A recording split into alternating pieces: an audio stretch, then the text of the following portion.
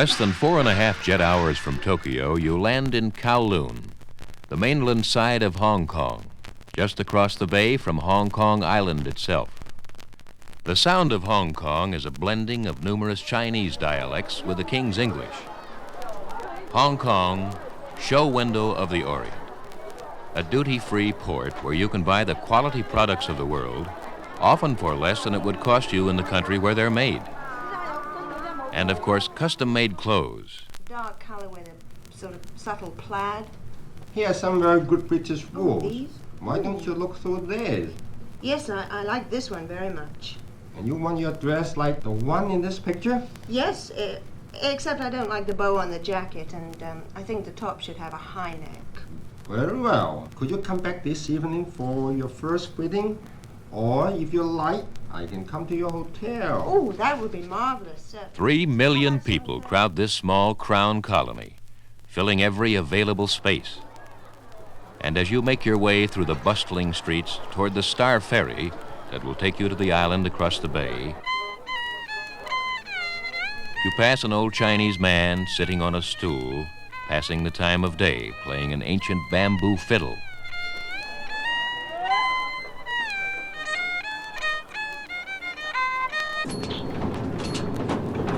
On the island of Hong Kong, at the foot of Victoria Peak, you board a cable car and slant nearly straight up.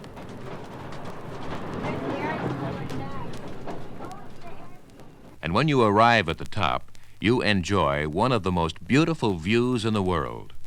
Tall buildings packed together on the hillside rising from the water.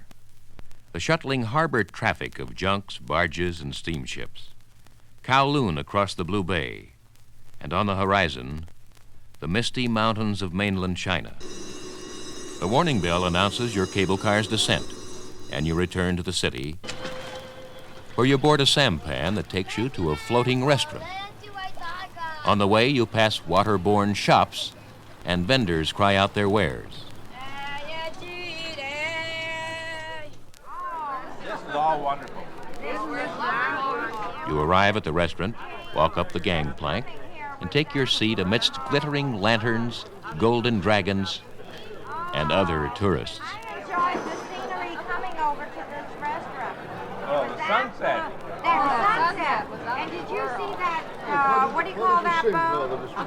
I don't No, know. it was not a junk with that thing on it that we saw in the sunset. It was like a painting. I still have some of the fans. The anticipation is, the realization is better than the anticipation. Right. Very good.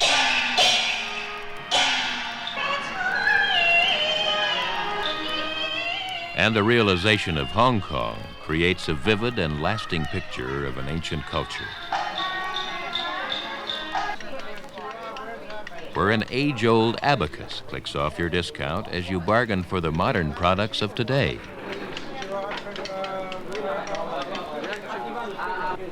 Best price, $325 Hong Kong. Let's see, that's just over 18 pounds. Well, it's rather a lot, that. I'll give you $275. Oh, I'm sorry. Oh, well, I just have to go elsewhere. I saw another one very similar down the street about that price. Oh, sir, it is 300. Done. Would you please wrap Hong it up? Kong, show window of the Orient.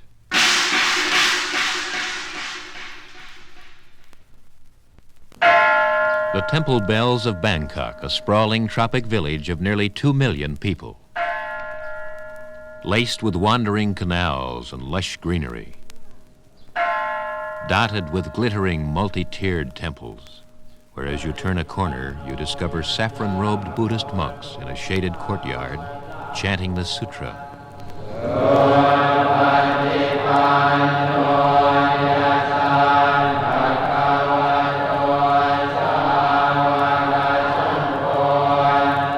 Accompanied by the raucous call of exotic jungle birds.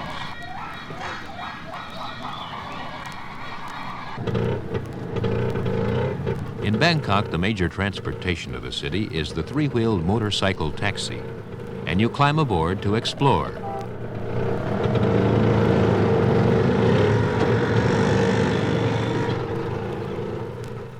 As Hong Kong is a shopper's paradise for the quality goods of the world, so Bangkok is a shopper's paradise for the exquisite products of its local craftsmen. You're now walking through a jewelry store where artisans are cutting gems, and you scoop up hands full of blue and black star sapphires and haggle a bit over the ones that strike your fancy.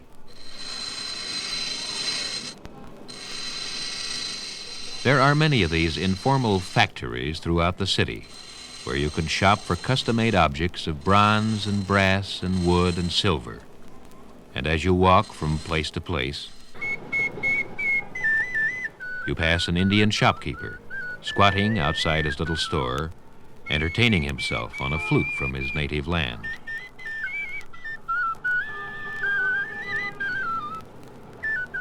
But not all the shops are along the street. You're now riding on a boat through Bangkok's floating market. Though just a few blocks from the center of the city, a network of canals overhung by lush tropical foliage recalls Bangkok's heritage as the Venice of Asia. 20 is too much. I've got to look around. As your boat docks along the way, you wander in and out of still more shops and have the opportunity to watch Bangkok's famed Thai silk being woven on foot-operated looms. The price tag here is modest, and your eyes feast on hundreds of bright, happy colors and patterns of this luxurious material.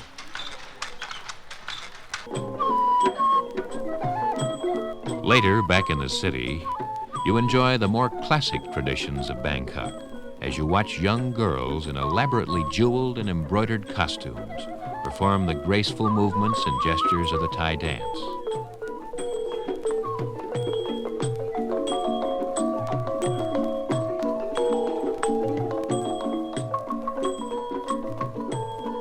Or for something a little more lively, you go to Lumpini Stadium and watch Thai boxing, where a band plays to inspire the fighters and excite the already screaming fans.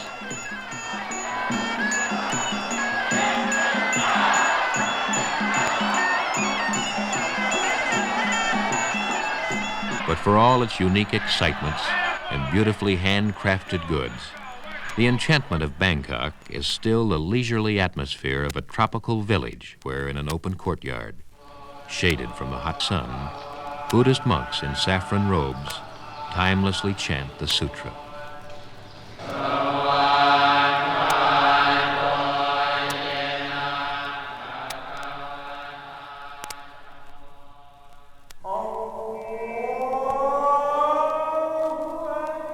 The religious chant, too, is the sound of Singapore, where in the city's largest mosque you can hear the Islamic call for all the faithful to face Mecca and pray.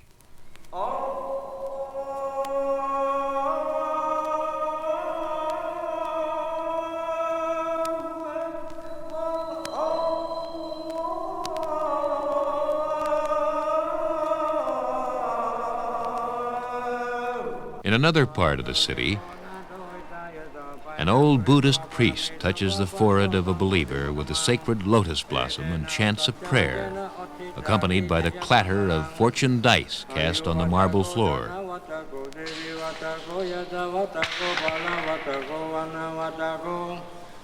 While in another part of the city,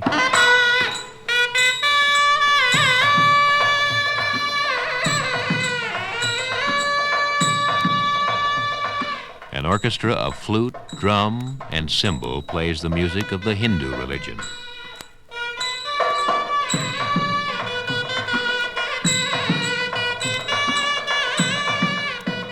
This mixture of Eastern religions symbolizes the voice of Singapore, a voice that is a blending of Malaysian, Indian, 9 dialects of Chinese, and English with a decided British accent, an exciting and exotic port city. A scant 100 yards from the Malacca Straits, you sip a cool gin sling in the legendary Raffles Hotel and recall the neurotic colonial planters and sinister native women of Somerset Maugham and the tough, salty sea captains of Joseph Conrad. You're in Singapore. where around the corner a Chinese family performs a puppet show.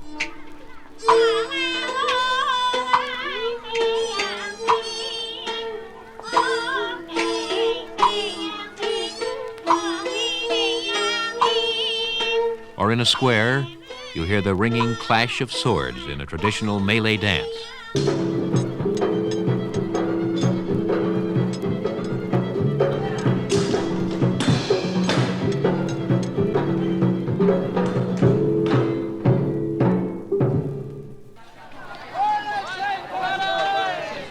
Singapore, for many years the eastern capital of the British Empire, one of the most cosmopolitan cities in the world.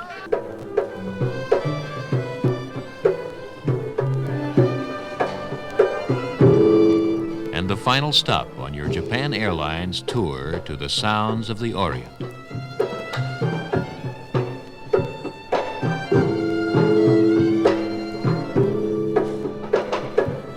And as you return home, there's one more sound of the Orient that we hope will recall pleasant memories of your visit. It has been a great pleasure to have you aboard Japan Airlines. We hope you have enjoyed the flight and that we may have another opportunity to serve you in the very near future. Please make sure that you leave nothing behind when you depart. Thank you very much, and for now, sayonara.